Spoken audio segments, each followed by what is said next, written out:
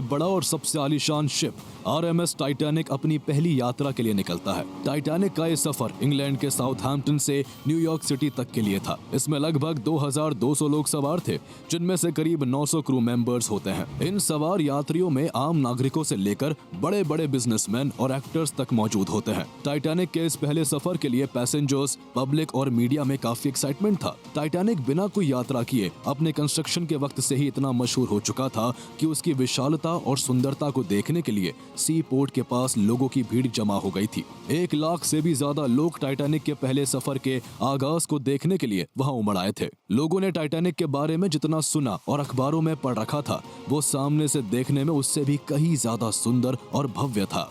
ये जहाज 269 मीटर लंबा, 28 मीटर चौड़ा और करीब 53 मीटर ऊंचा होता है।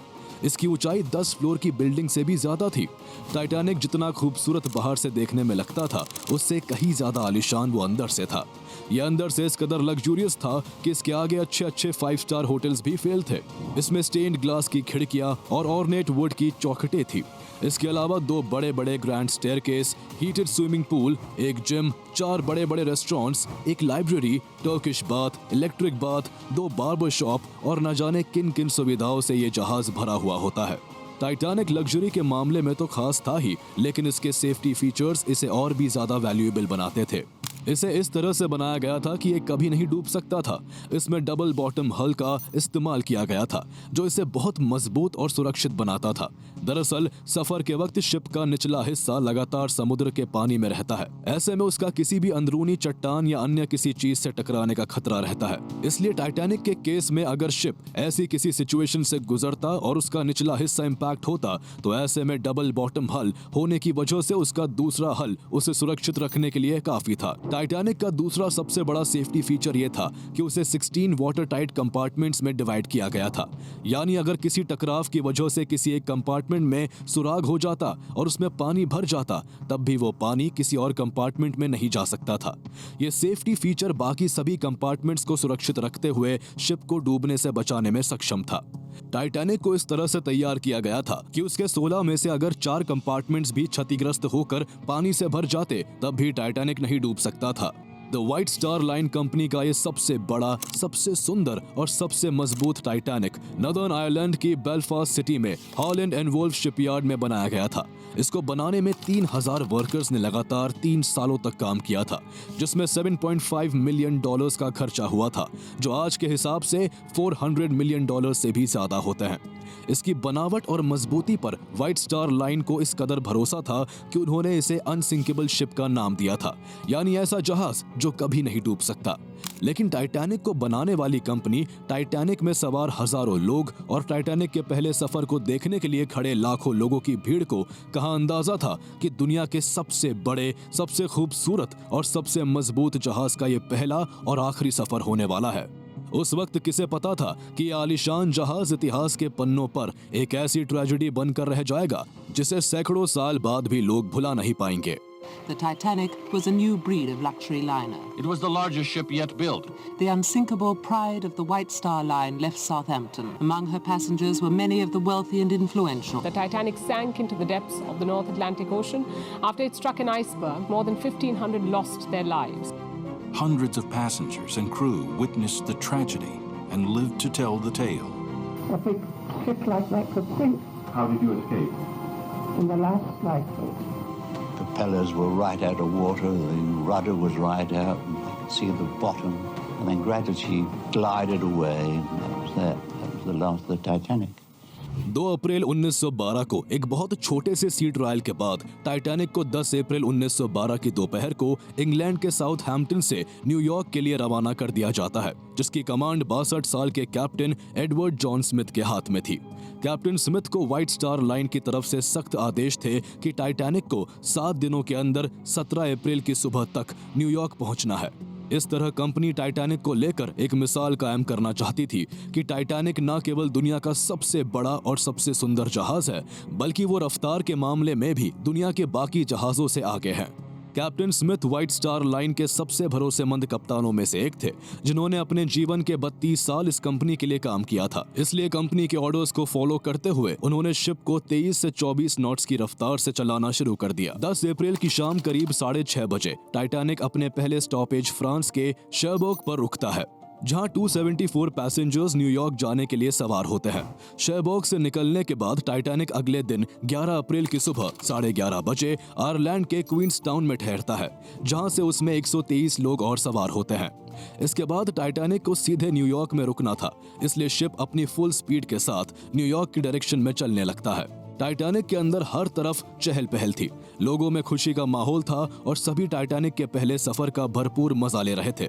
लोगों ने इस सफर के लिए उस समय के हिसाब से अच्छी खासी रकम का भुगतान किया था।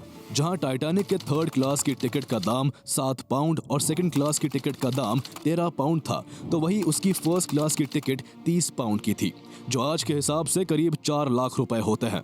इसके अलावा अल्ट्रा रिच लोगों के लिए 1st क्लास पार्लर स्वीट की भी सुविधा थी, जिसमें 2 बड़े बेडरूम, 2 वॉक इन वार्डरोब्स, एक प्राइवेट बाथरूम और एक बड़े से सिटिंग रूम के साथ साथ कई स्पेशल फैसिलिटीज थी। इस पार्लर स्वीट की टिकट 870 पाउंड की थी, जिसकी वैल्यू आज के हिसाब से 1 करोड़ रुपए से भी ज्यादा होती है।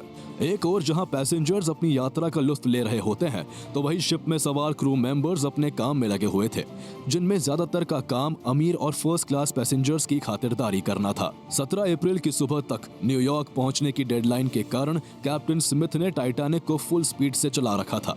शिप की स्पीड बेशक तेज थी, लेकिन कैप्टन और उनकी टीम की ओर से हर पहलू पर बहुत बारीकी से ध्यान रखा जा रहा था। यही वजह थी कि जहाज को नॉर्थ अटलांटिक ओशन में नदर्न ट्रैक की जगह सदर्न ट्रैक से ले जाया जा रहा था, जबकि नदर्न ट्रैक एक शॉर्ट रूट था। ऐसा इसलिए किया गया था क्योंकि जनवरी से अगस्त तक के महीनों में नदर्न ट्रैक के एरिया में मौसम काफी खराब रहता है और वहां आइसबर्ग की बड़ी बड़ी चट्टानें भी मौजूद होती है। इसलिए टकराव के खतरे को मद्देनजर रखते हुए नदर्न के सीधे रास्ते को छोड़कर सदर्न रूट के थोड़े लंबे रास्ते को चुना गया था। उस दौरान शिप में मौजूद रहते हुए आइसबर्ग या किसी भी तूफानी खतरे को जानने के लिए कोई खास टेक्नोलॉजी नहीं होती थी। इसी वजह से जहाज के सामने उसके अगले पोर्शन में ऊंचाई पर एक क्रूज नेस्ट होता था, जिसे लुकआउट पॉइंट के नाम से भी जाना जाता था। इस जगह पर हमेशा 1 से 2 लोगों को रखा जाता था, जो दूरबीन के जरिए समुद्र में दूर तक निगरानी रखते और जहाज के रास्ते में किसी बर्फीली चट्टान या फिर किसी तूफान से कैप्टन को आगाह करते। उस वक्त टाइटैनिक में ये काम फ्रेडरिक फ्लीट और रेजिनॉल्ड ली ने संभाला होता है, लेकिन उनके साथ परेशानी ये होती है कि उन्हें बिना दूरबीन के ही आगे आने वाले खतरों पर नजर रखनी पड़ रही थी। दरअसल टाइटैनिक के एक ऑफिसर डेविड ब्लेयर को ऐन मौके पर किसी और शिप में शिफ्ट कर दिया गया था, जिस वजह से डेविड ब्लेयर ने जब टाइटैनिक को छोड़ा तो वो गलती से अपने उस लॉकर की चाबी भी साथ ले गए, जिसमें टाइटैनिक की दूरबीन भी थी। किसी ने बुरे सपने में भी नहीं सोचा था कि डेविड द्वारा की गई एक छोटी सी गलती टाइटैनिक के डूबने का कारण बन सकती है। ज्यादा टेक्नोलॉजी ना होने की वजह से उस दौरान सभी शिप्स को एक दूसरे से कोऑर्डिनेट करते हुए चलना पड़ता था।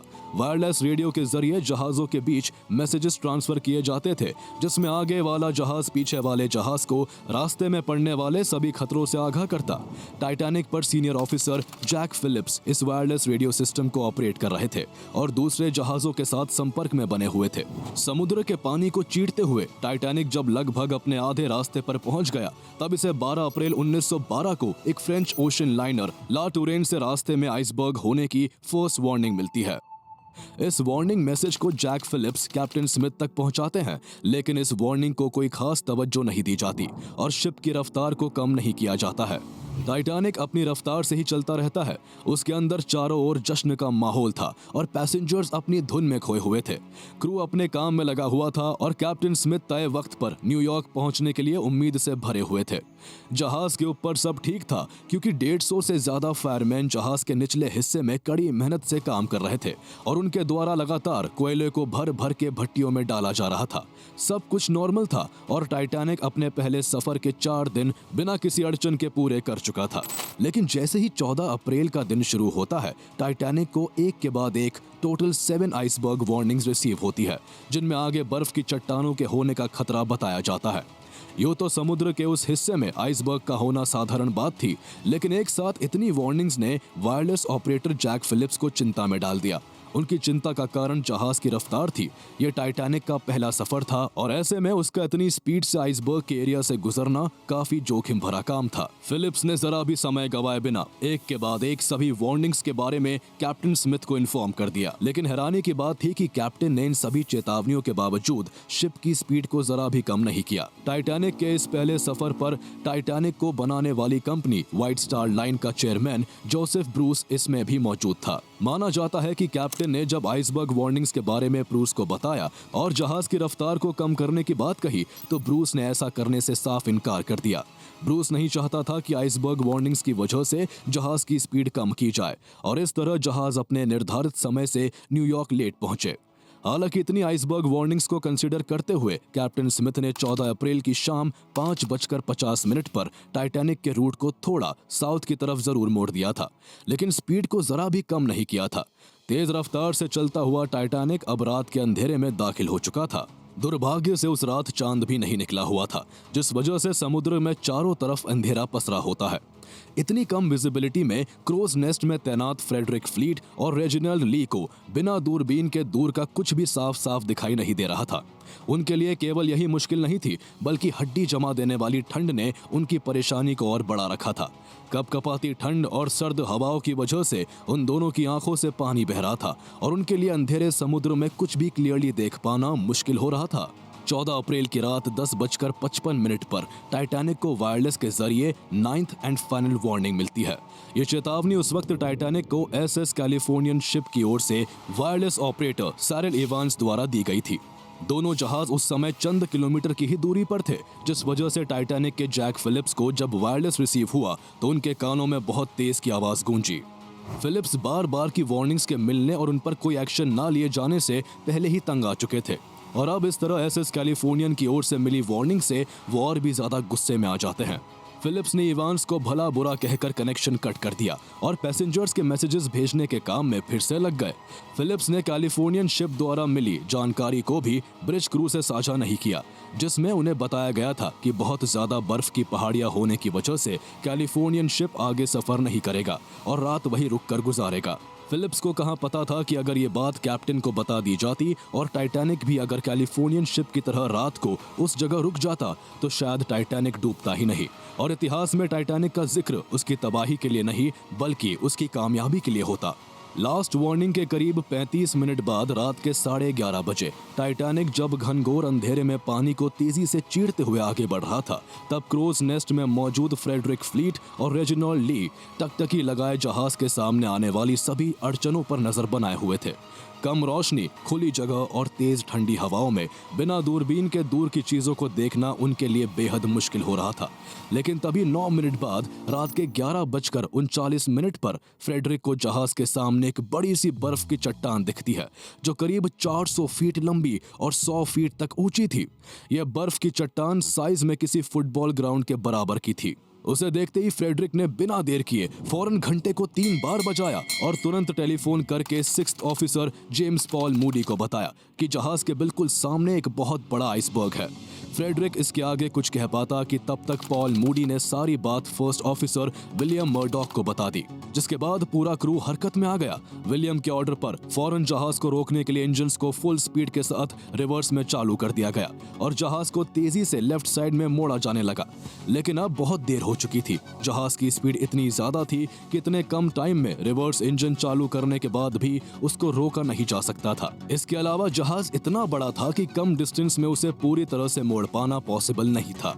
इस सिचुएशन में टाइटैनिक की खूबियां ही उसकी सबसे बड़ी खामियां बन चुकी थी। क्रू की बहुत कोशिशों के बाद टाइटैनिक को काफी हद तक आइसबर्ग से बचाते हुए लेफ्ट में मोड़ा जा चुका था, लेकिन फिर भी रात के 11:40 पर टाइटैनिक की आगे की साइड का राइट वाला हिस्सा बर्फ की चट्टान से टकरा जाता है। ये टकराव इतनी तेज था कि इसने जहाज पर मौजूद सभी लोगों को हिला कर रख दिया। ऐसे में टाइटैनिक का डबल बॉटम हल किसी काम नहीं आ सका, क्योंकि ये टकराव सामने से नहीं बल्कि साइड से हुआ था और साइड में केवल सिंगल लेयर ही लगी थी। टाइटैनिक के डिजाइनर थॉमस थॉमस एंड्रूज ने जब नुकसान का जायजा किया तो पता चला कि जहाज के 6 कंपार्टमेंट्स डैमेज हो चुके हैं और इनमें तेजी से पानी भरता जा रहा है। ये सुनकर कैप्टन स्मिथ के होश उड़ जाते हैं, क्योंकि जहाज केवल 4 कंपार्टमेंट्स के भरने तक ही तैर सकता था। 6 कंपार्टमेंट्स में पानी भरने का मतलब था कि जिस टाइटैनिक को अनसिंकेबल बताया जा रहा था वह बस कुछ ही देर में समुद्र के अंदर डूबने वाला था। थॉमस एंड्रूज ने कैप्टन को बताया कि उनके पास केवल 1 से 2 घंटे का ही समय है, उसके बाद जहाज पानी के अंदर समा जाएगा। आइसबर्ग के टकराने से चैन की नींद सो रहे लोग एकदम से उठ जाते हैं। टकराव हुए अब तक 20 मिनट हो चुके थे। हर कोई टाइटैनिक में तेजी के साथ पानी को भरता हुआ देख घबराया होता है। अनसिंकेबल टाइटैनिक को लेकर सभी के अंदर अब कहीं न कहीं एक आशंका थी कि टाइटैनिक किसी भी पल समुद्र में समा सकता है। ऐसे में रात के 12 बजे captain Smith radio operator Jack Phillips को डिस्ट्रेस सिग्नल भेजने का आदेश देते हैं ताकि आसपास मौजूद कोई जहाज उन्हें बचाने के लिए आ सके। अब तक जहाज के 6 कंपार्टमेंट्स में पानी पूरी तरह से भर गया था और पानी अब डेक पर से बहकर बाकी जगह भी घुसने लगता है। इस दौरान क्रू की ओर से पंप्स के जरिए कंपार्टमेंट से पानी को निकालने की लगातार कोशिश की जा रही थी, लेकिन टकराव के केवल 45 मिनट के अंदर टाइटैनिक में 13,500 लॉन्ग टन पानी घुस चुका था, जबकि टाइटैनिक के सभी बॉलोस्ट और बिल्च पंप्स की कैपेसिटी हर घंटे केवल 1700 लॉन्ग टन पानी को निकालने की ही थी।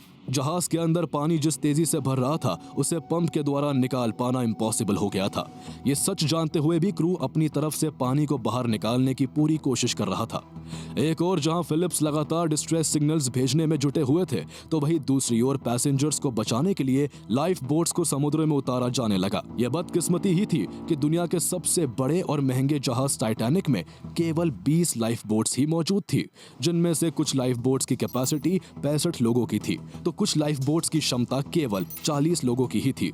इस तरह इन 20 लाइफ बोट्स के जरिए लगभग 1200 लोगों को ही बचाया जा सकता था, जबकि जहाज पर 2200 से ज्यादा लोग मौजूद थे। रात के 12:20 पर जैक फिलिप की लगातार कोशिशों के बाद टाइटैनिक का डिस्ट्रेस सिग्नल कार्पेथिया शिप को मिलता है। कार्पेथिया शिप पर मौजूद क्रू अपनी ड्यूटी से उस वक्त बस फ्री होने ही वाला था और अगर डिस्ट्रेस सिग्नल में चंद मिनट की देरी और होती तो शायद कार्पेथिया शिप भी डूबते टाइटैनिक की पुकार नहीं सुन पाता। कार्पेथिया को जैसे ही टाइटैनिक की हालत का पता चला, फौरन उसका डायरेक्शन टाइटैनिक की दिशा में मोड़ दिया गया।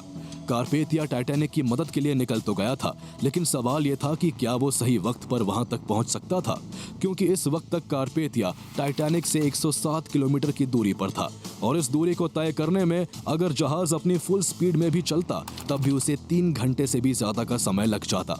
पर टाइटैनिक के पास इतना वक्त बचा ही नहीं था, इसलिए टाइटैनिक का क्रू अभी भी अर्जेंट हेल्प के लिए लगातार कोशिशें कर रहा था।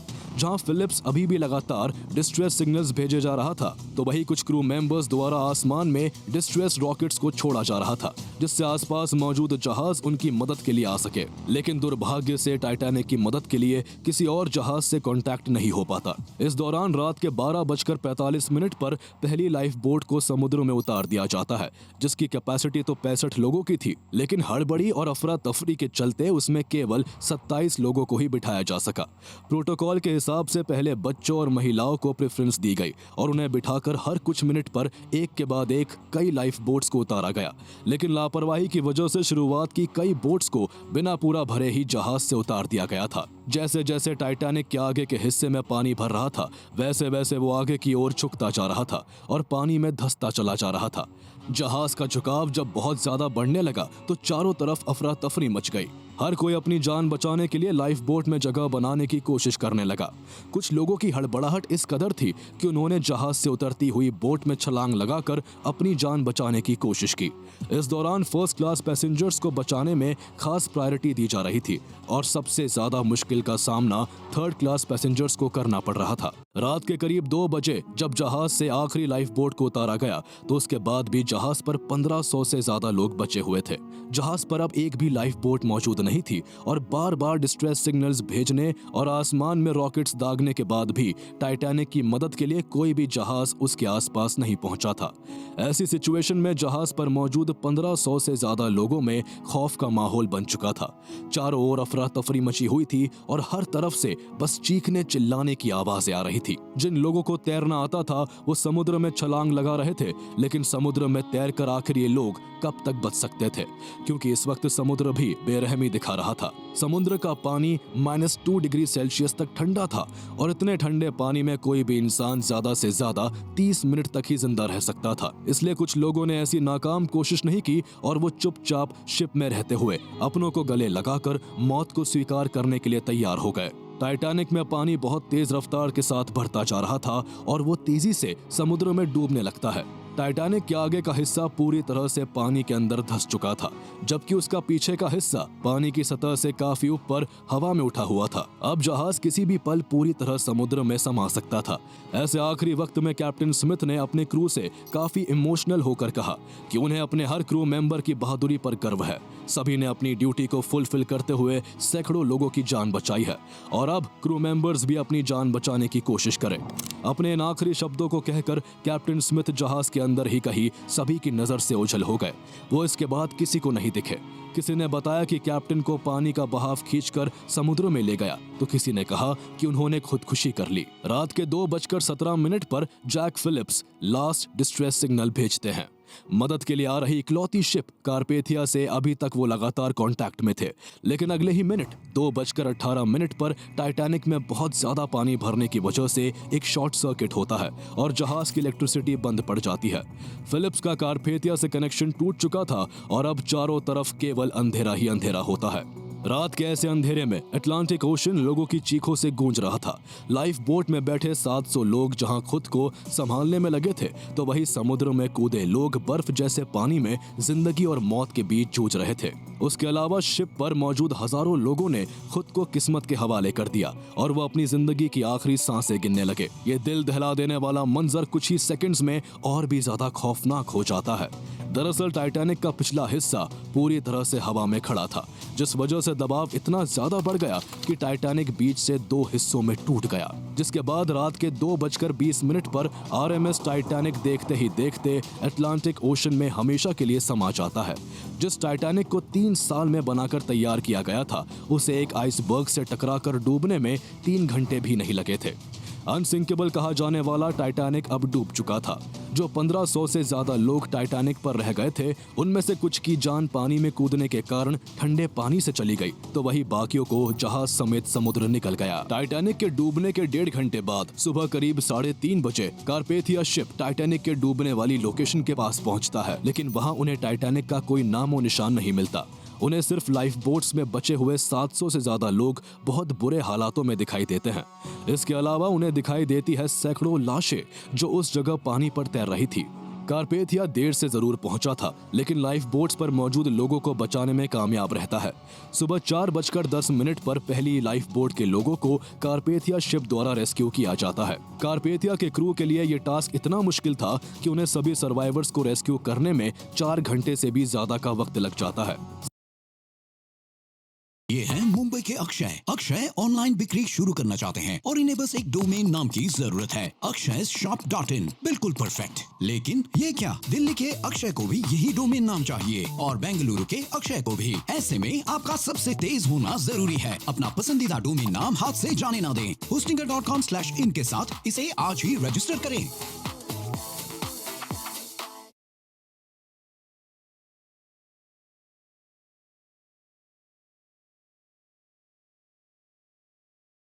सभी 706 लोगों को कारपेथिया पर सुरक्षित रेस्क्यू कर लेने के बाद ये शिप सुबह के करीब 8:30 बजे न्यूयॉर्क के लिए रवाना हो जाता है। 3 से 4 दिन का सफर तय करने के बाद कारपेथिया 18 अप्रैल 1912 को रात के 9:25 पर न्यूयॉर्क पहुंचता है, जहां हजारों लोग नम आंखों से उसका इंतजार कर रहे थे। इस हादसे के बाद कई ऐसे सवाल खड़े हुए जिनके जवाब के लिए इन्वेस्टिगेशन शुरू की गई। पहली इंक्वायरी 19 अप्रैल से 25 मई 1912 के बीच यूएस द्वारा की गई, जिसमें टाइटैनिक से लौट कर आए 80 से ज्यादा लोगों से पूछताछ की गई। इस दौरान व्हाइट स्टार लाइन के चेयरमैन जोसेफ ब्रूस इसमें से भी इंक्वायरी की गई, जो कि लाइफ बोट्स के जरिए बचे उन 706 लोगों में से एक थे।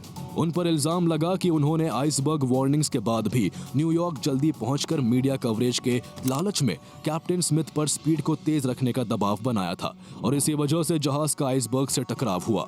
ब्रूस की तरफ से इन सभी इल्जामों का खंडन किया गया। उन्होंने बताया कि उनकी ओर से इस तरह का कोई भी प्रेशर कप्तान पर नहीं था। हालांकि उनके बयान के बाद भी उन्हें काफी बदनामी का सामना करना पड़ा और अगले साल 1913 में उन्होंने व्हाइट स्टार लाइन से रिटायरमेंट ले लिया। इसके बाद सबसे बड़ा खुलासा हुआ जिसने सभी को हैरान कर दिया। दरअसल जब टाइटैनिक डूब रहा था तब उस पर मौजूद हर इंसान को बचाया जा सकता था, क्योंकि टाइटैनिक से केवल 37 किलोमीटर दूर एक और जहाज मौजूद था जो समय पर आकर मदद कर सकता था।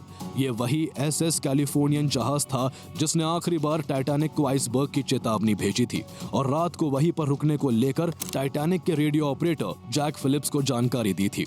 इन्वेस्टिगेशन के वक्त पता चला कि जब आइसबर्ग के खतरे के कारण कैलिफोर्नियन ने रात को वहीं रुकने का फैसला किया तो उसका वायरलेस रेडियो भी ऑफ कर दिया गया था। इस वजह से उसके क्रू को टाइटैनिक का डिस्ट्रेस सिग्नल रिसीव ही नहीं हो पाया। हालांकि कैलिफोर्नियन के क्रू ने टाइटैनिक से उड़ने वाले रॉकेट्स और फ्लेयर्स को देख लिया था, जिसकी जानकारी कैप्टन स्टैनली लॉर्ड को दे दी गई थी। लेकिन स्टैनली ने इसे ज्यादा गंभीरता से नहीं लिया और उन्होंने अपने क्वार्टर में ही रहते हुए क्रू को मॉर्स लैम्प के जरिए ही टाइटैनिक को संकेत भेजने को कहा, जिसके बाद मॉर्स लैम्प के थ्रू सिग्नल्स भेजे जाने लगे। लेकिन ये उस वक्त की बात थी जब टाइटैनिक का आगे का हिस्सा पानी में धंसा हुआ था और पीछे का हिस्सा हवा में उठा था, जिस वजह से हड़बड़ी और अफरा तफरी में टाइटैनिक पर मौजूद कोई भी इंसान कैलिफोर्नियन जहाज से आ रहे मॉर्स सिग्नल्स को नहीं देख पाया। लेकिन अगर कैप्टन स्टैनली सिचुएशन को सीरियसली लेकर कोई ठोस एक्शन उठाते तो शायद इस हादसे में 1500 से ज्यादा लोगों की जान नहीं जाती। यूएस इन्वेस्टिगेशन के बाद 2 मई से लेकर 3 जुलाई 1912 तक के बीच ब्रिटिश बोर्ड ऑफ ट्रेड के बिहाफ पर ब्रिटिश रैक कमिश्नर द्वारा टाइटैनिक के डिजास्टर को लेकर इंक्वायरी की जाती है।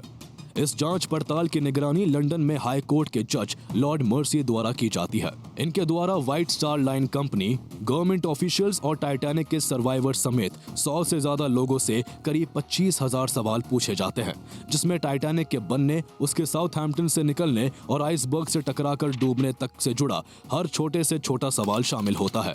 सभी डिस्क्रिप्शंस को लेकर एक रिपोर्ट तैयार की जाती है जिसे 30 जुलाई 1912 को पब्लिश किया जाता है, जिसमें टाइटैनिक के हादसे के लिए आइसबर्ग से टकराने को मुख्य कारण माना जाता है। साथ ही मर्सी द्वारा कैलिफोर्नियन जहाज के कैप्टन लॉर्ड स्टैनली को उनके नॉन सीरियस बिहेवियर के लिए फटकार लगाई जाती है। इसके अलावा रिपोर्ट में आगे ऐसी किसी दुर्घटना से बचने के लिए सुरक्षा प्रथाओं में बदलाव किए जाने की बात भी कही जाती है।